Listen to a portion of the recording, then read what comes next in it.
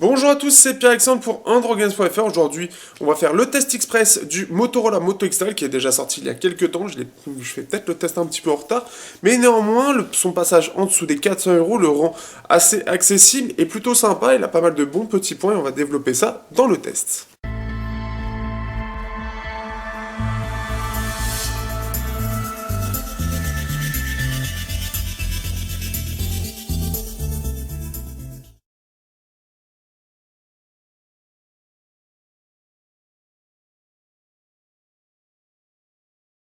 Pour cette nouvelle année, Motorola a décidé d'abandonner le 5.2 pouces pour du 5.7, donc on passe à la phablette.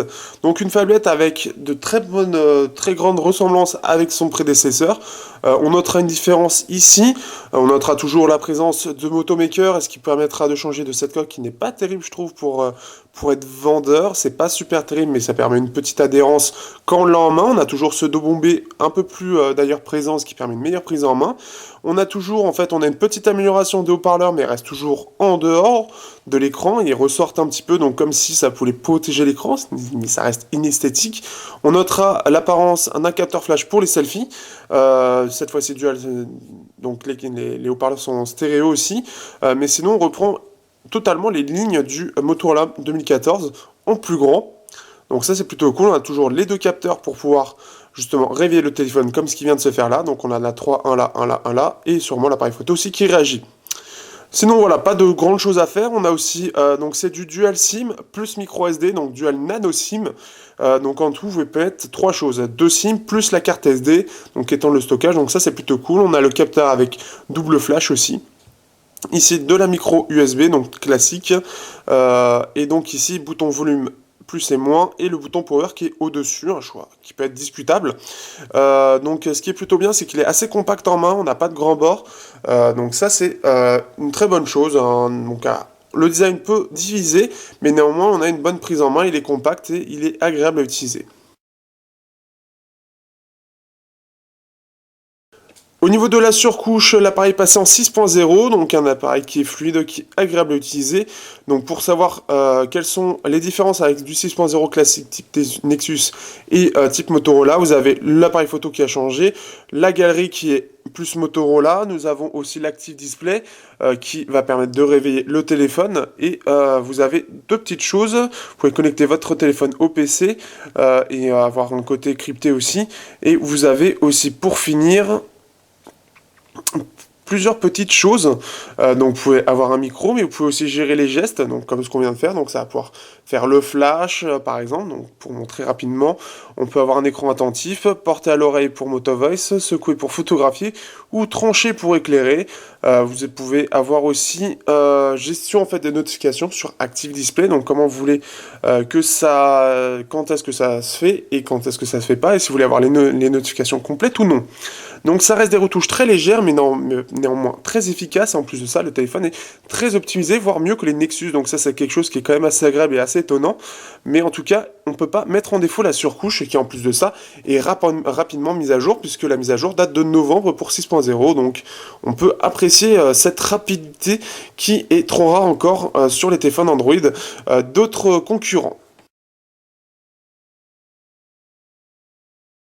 Au niveau des scores, alors j'ai décidé d'abandonner donc Antutu, on va faire du GFX et je vais juste donner les points, donc il fait 70 000 points sur Antutu. Ce qu'on peut remarquer sur GFX Bench, c'est qu'il fait moins bien que son prédécesseur, le Moto X 2014, où il sera moins performant sur Manhattan et sur T-Rex, donc ça veut dire qu'à cause de l'écran 2K, donc un écran avec une forte résolution, il perd en performance. Il est même moins performant qu'un Nexus 6 avec un Adreno, un Snapdragon 805, qui fait que le Snapdragon 805 est meilleur que le Snapdragon 808. Donc c'est une régression par rapport à leur dernier processeur, c'est un petit peu dommage. Néanmoins, à part même dans les jeux, c'est difficile de le mettre en difficulté, sachant qu'en plus il chauffe peu. Donc ça c'est quelque chose d'assez agréable, le fait qu'il soit bombé et assez épais, on sentira la chauffe, mais elle sera assez légère par rapport à certains concurrents.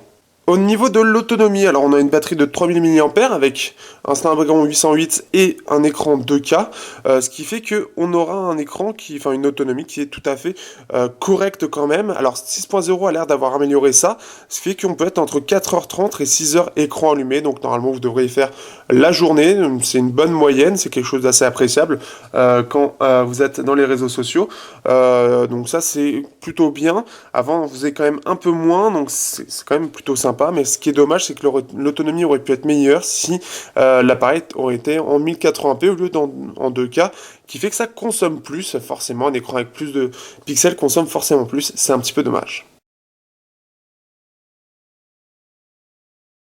Comme je le disais juste avant, l'écran est donc un écran de 5.7 pouces en Quad HD, donc ça veut dire du 2560 x 1440 pixels, donc la résolution au-dessus du 1080p mais en dessous de la 4K. Donc on est sur un écran LCD, donc perte de l'AMOLED au profit du LCD, ce qui fait que on n'a plus les contrastes profonds et l'intérêt qu'il y avait pour Active Display pour le réveiller et avoir juste ça qui s'allume et pas tous les pixels. Donc ça c'est un peu dommage pour moi, mais néanmoins on est face à un très bel écran, très agréable à regarder. On peut même gérer légèrement, un petit ajout ici au niveau de l'affichage, on peut gérer mode couleur, on peut avoir normal ou vif, qui va avoir des couleurs un peu plus contrastées, un peu plus vives, un peu plus voilà. Donc ça c'est quelque chose de plutôt bien. Une bonne surprise, c'est que le Motorola Moto X-Style est le premier Motorola à avoir du réel double haut-parleur stéréo. Donc ça c'est quelque chose de plutôt sympa.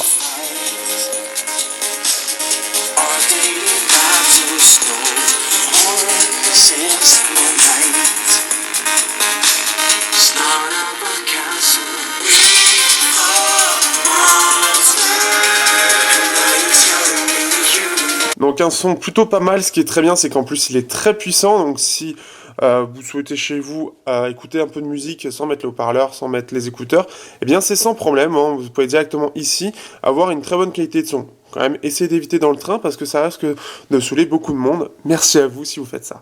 Au niveau de l'appareil photo, on aura toujours une application photo très facile à utiliser. Donc ça, c'est quelque chose de plutôt sympa.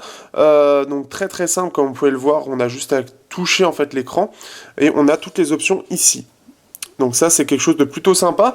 Au niveau des photos, ce qu'on pourrait en dire dessus, c'est que l'appareil en bonne condition aura tendance à faire de très bonnes photos, mais en mauvaise condition, la qualité de ces photos se dégrade, donc de nuit, malheureusement. Les photos seront assez lumineuses, mais manquant cruellement de détails par rapport à la concurrence.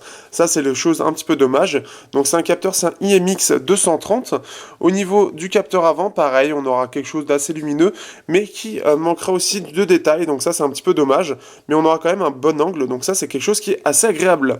Donc un appareil photo qui est quand même assez positif, mais néanmoins évitez quand même la nuit. Au niveau des jeux, donc comme on l'a vu dans le benchmark, il fera quand même moins bien que son prédécesseur et que la concurrence comme le Galaxy S6. Néanmoins, donc la plupart des jeux tourneront sans problème puisque ça reste un haut de gamme, donc tous les jeux tourneront sans souci. Il faut vraiment trouver le jeu particulier qui le fera faiblir. Ce qui est plutôt bien en plus, c'est qu'il ne chauffe très peu, donc il perdra moins sa cadence que les autres et donc il aura moins de soucis à faire tourner les gros jeux sur les longues sessions.